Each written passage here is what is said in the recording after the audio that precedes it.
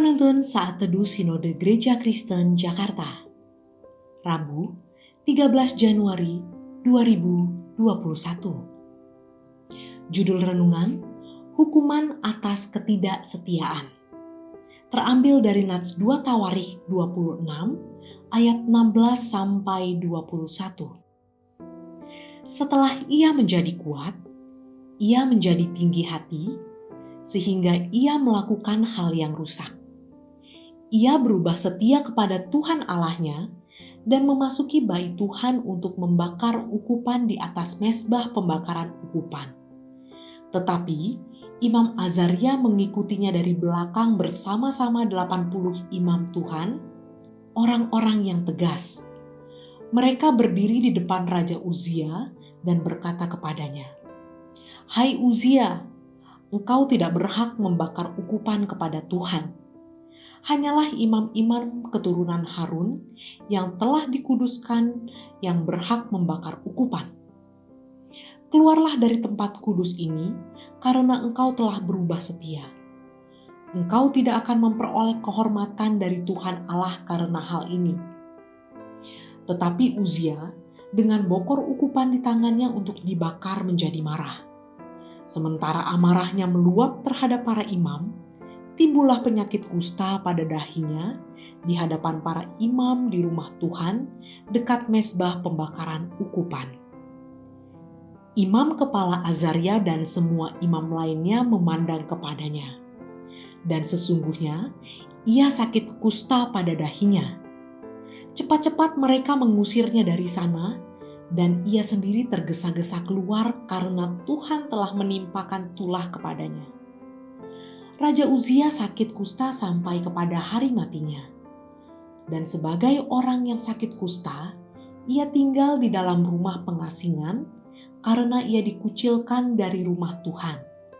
Dan Yotam anaknya mengepalai istana raja dan menjalankan pemerintahan atas negeri itu.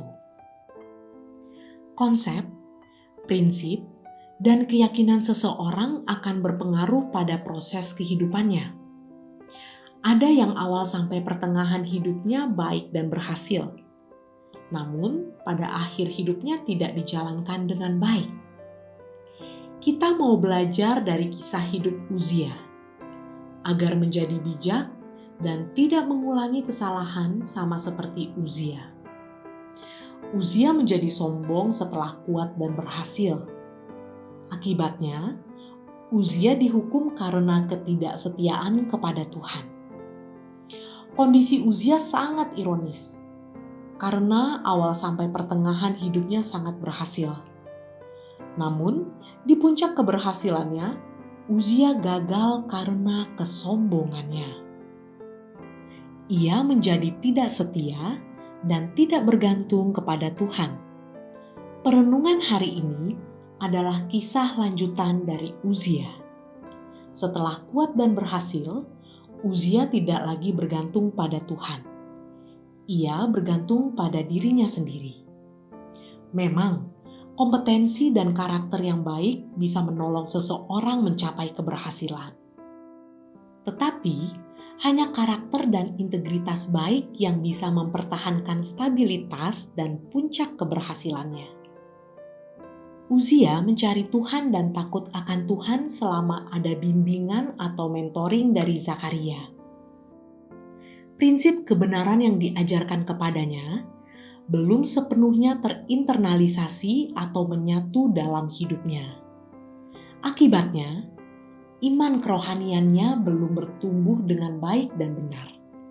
Sehingga ia mempraktekkan sikap hidup yang salah. Ia tidak takut akan Tuhan dan tidak bergantung pada Tuhan secara konsisten.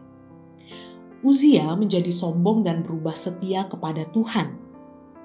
Sikap tidak hormat kepada Tuhan juga membuatnya mengabaikan firman Tuhan. Ia dengan berani mengambil peran imam dalam membakar ukupan. Terhadap sikapnya yang arogan, para imam menegur kesalahannya.